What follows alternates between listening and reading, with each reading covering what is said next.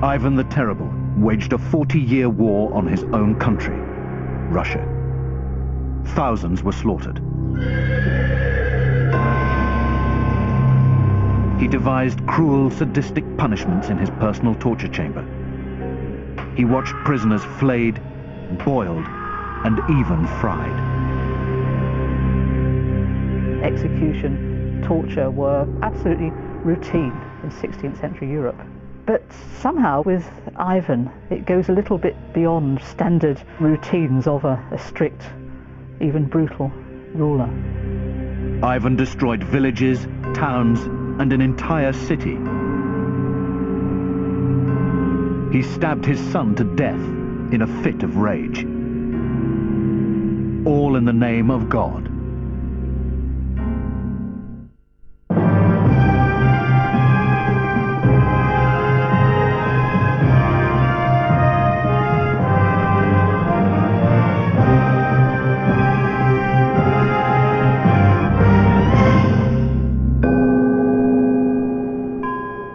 In 1533, the death of Vasily III plunged the Russian state into chaos. As Grand Duke of Moscow, he'd controlled the country and its rival noble families. Ivan, his son and heir, was just 3 years old on his father's death. Ivan's mother, Elena, fought a desperate battle to be regent. In 5 years, she was dead, poisoned by the nobility, the boyars. The young Grand Duke spent his childhood in terror. Armed men stalked the corridors of Ivan's Kremlin palace as rival factions fought for supremacy. Ivan was an emotional wreck.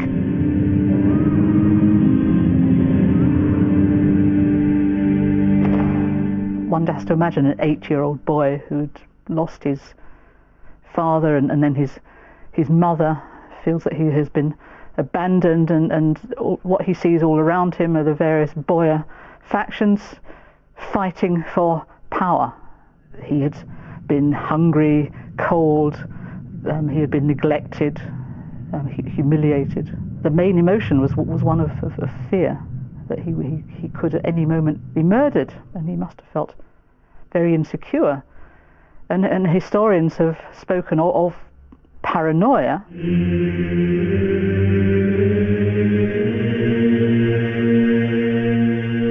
Despite his fears, Ivan escaped unharmed. He started to believe that God was saving him.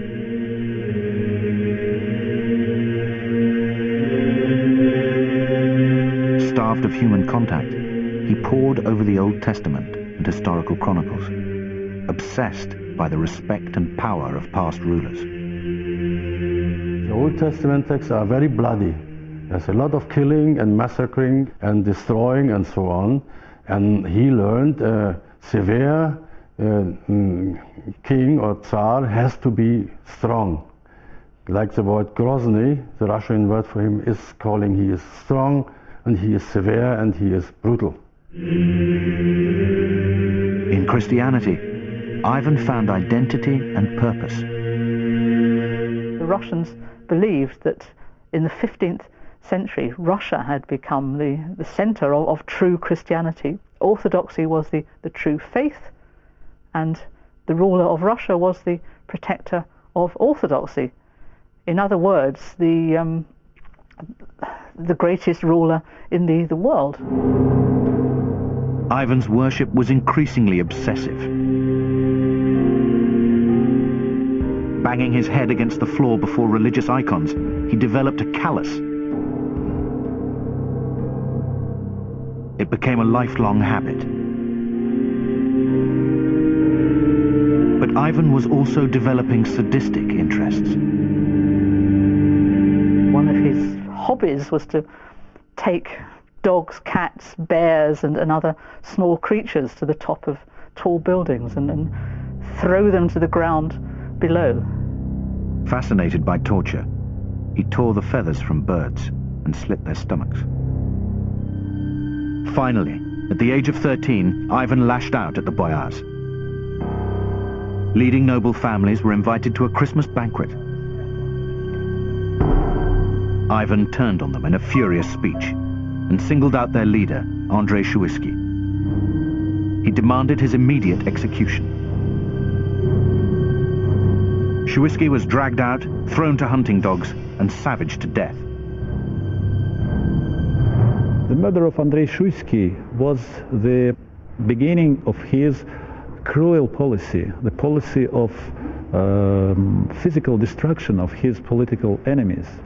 And it was a first step on the road to the absolute power based on terror. By the age of 16, Ivan was brutalized, paranoid and embittered. Exhilarated by his newly discovered power, now he took steps to boost his authority. In January 1547, Ivan announced his coronation. His father had been called Grand Duke. Ivan demanded to be crowned Tsar, claiming sacred descendancy from the Roman emperors. It placed him above his fellow nobility. This title was not very pleasant for the boyars, because most of them realized that it gave him an additional power and a sacred power. But they were unable to protest because it was a national dream to have the independent king, to have the Tsar. It was a sort of dream. The boyars accepted, won over by Ivan's next declaration. He would take a Russian bride, chosen in a national virgin contest. Girls over the age of 12 were paraded in front of him. Ivan chose Anastasia Romanov. The marriage was a happy one for Ivan and for Russia. For a while, his new Tsarina would hold Ivan's cruelty in check. Anastasia loved her man, and he loved his wife too. Maybe she was the real partner of his soul, this better half, you say. Within months of his coronation, the new Tsar fell under a second influence. The year had been blighted by a series of fires in Moscow. Thousands died or were left homeless. Ivan saw it as a sign from God, punishment for neglecting his country. In a packed red square, Ivan prostrated himself before his people. The new Tsar promised to protect them in the name of God. His sense of spiritual responsibility was very developed. And then he became a grown-up king. He had this sense of responsibility, you know. That's why when he failed in most of his projects, it was his personal tragedy.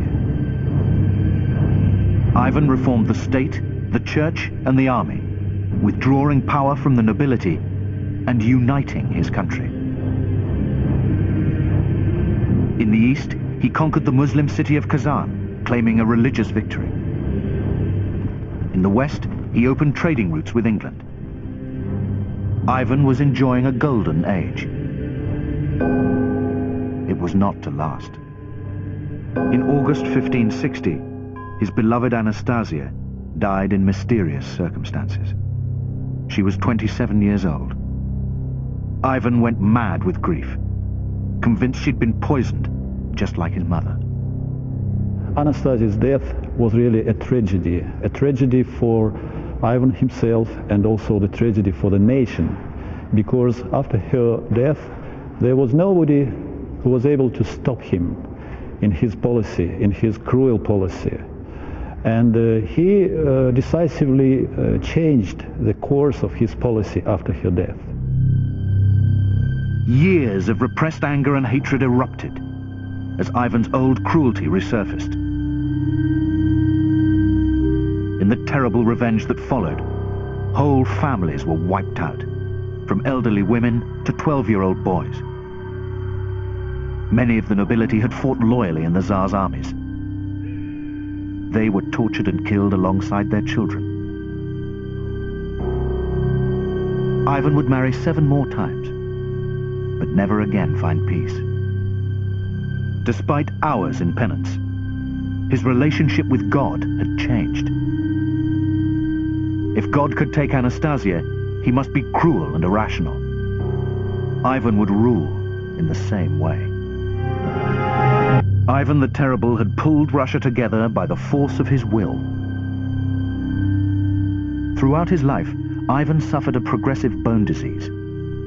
As his spine shrank, he was in agony. Seeking relief, he turned to mercury. It made him violent and unpredictable. Ivan was a man who couldn't keep his composure. He exploded in a moment, did evil, was brutal, was violent, was everything a Tsar didn't have to do. And then a moment later he was depressive, saw what he has done. Ivan's anger was made more deadly by a long wooden staff with a sharp point to wound or kill.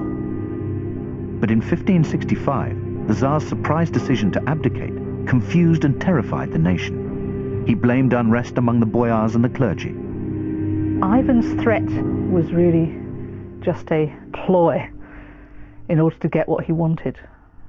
I very much doubt whether he really intended to abdicate. He gambled on the fact that for Russians, for both nobles and townspeople and peasants, the idea of the Tsar as ruler of Russia was absolutely central. Despite being feared at every level of society, Ivan was now indispensable. In Russia, we have the choice not between dictatorship and the freedom, but between dictatorship and the chaos. It's a very painful choice. The people saw the chaos in a time of Ivan's childhood. That's why they prefer to have a dictator. After an emergency meeting, senior clergy and nobility begged the Tsar to reconsider. Ivan demanded a terrifying price: the absolute power to purge his nation without judgment or criticism from anyone.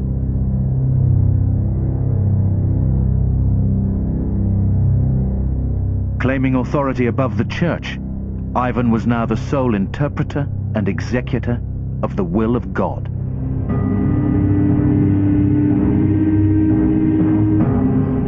Now, he created his own elite terror force, the Oprichniki. He divided Russia in two, one part to be run by the boyars, the other, the richest, was terrorized by these men in black.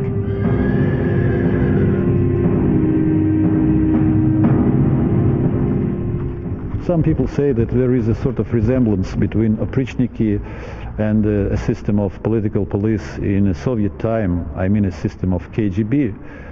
Probably some features are common, because Oprichniki were a sort of political police. Everything about the Oprichniki was calculated to create fear. Dressed in black, they rode black horses decked out in dogs' heads, symbols of their mission to hunt down enemies. They carried brooms, symbolizing their intent to sweep them away. Many were criminals, hand-picked by Ivan for their cruelty. They were like devils. They killed and they raped and they plundered everything. Ivan selected the most aggressive 300 and installed them in his palace at Alexandrov. With terrible irony, he called it a monastery. The men would be his monks, he would be their abbot. Ivan drew up a strict timetable for the monastery's activities. At 3 in the morning, the Tsar rang the bell, summoning the brothers to church.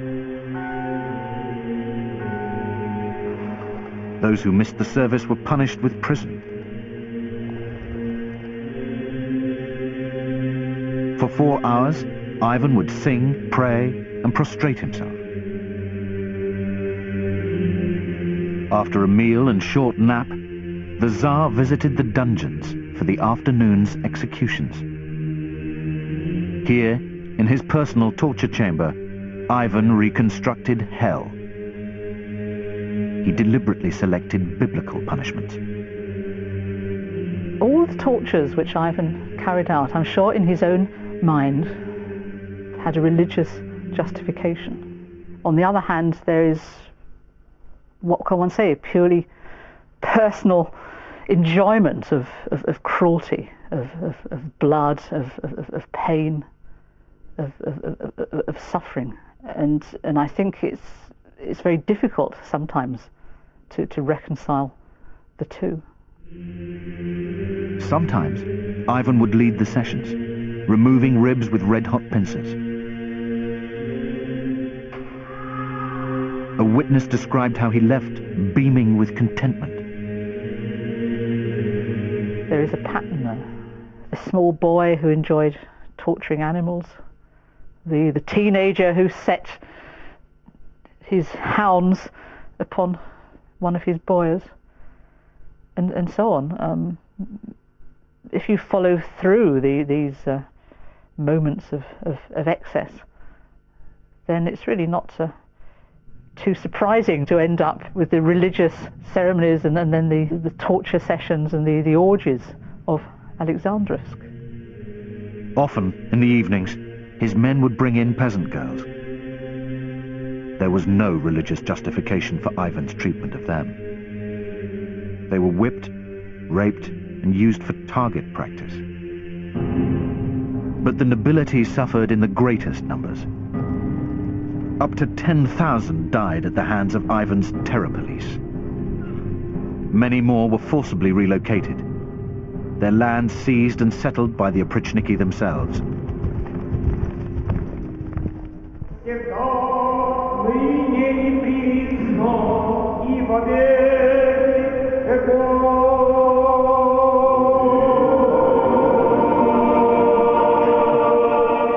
Few dared to challenge his rule.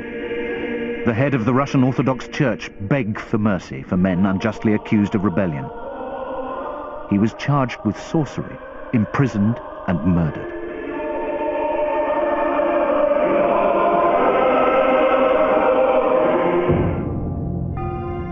Ivan was merciless with opposition.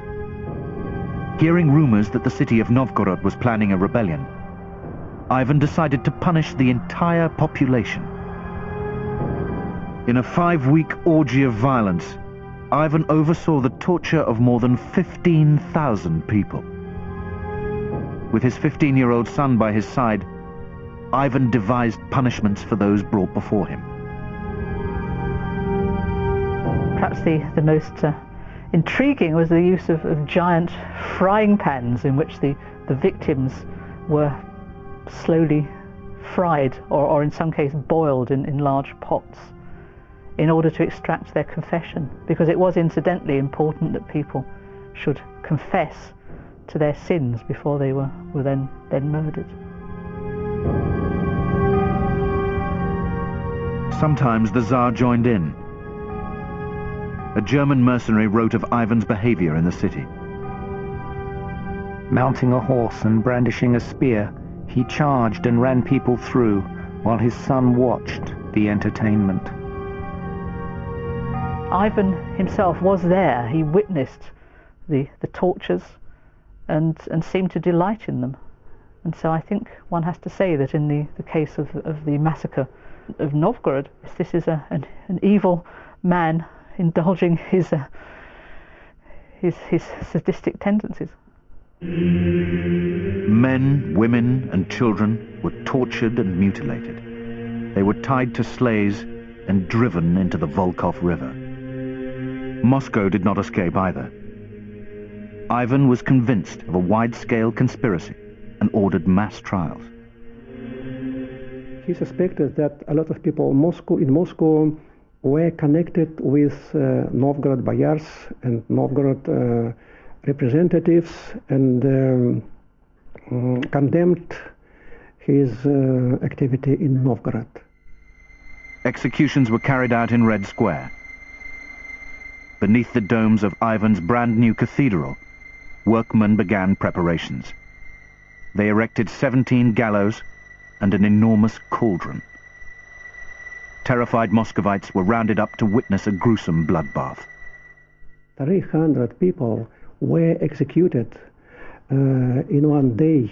Among them, eminent and famous people of Russian army, Russian state apparatus, and so on. All of them were eliminated. One former advisor was hanged by his feet, while Ivan and his men took turns to hack off pieces of flesh. And it was a very somber page in the history of Russia.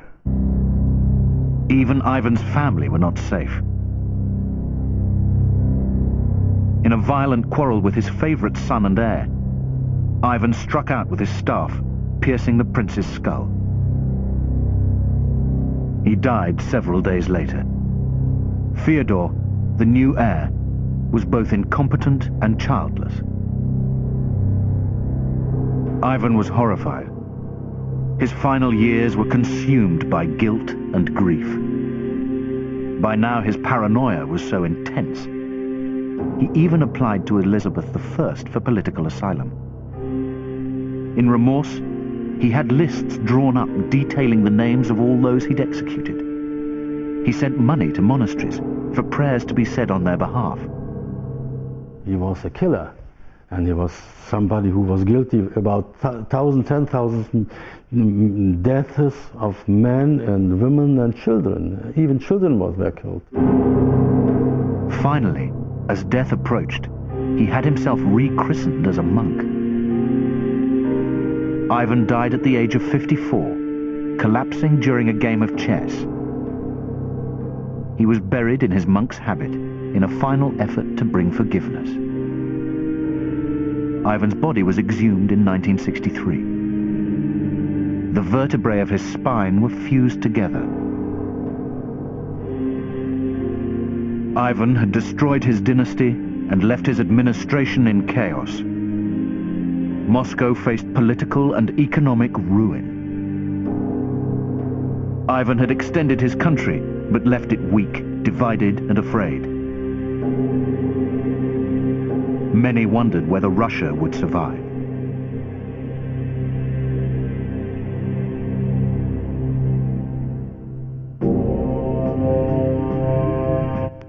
And History Night concludes after the break when, through modern technology, we learn how royal illness has wreaked havoc through the ages.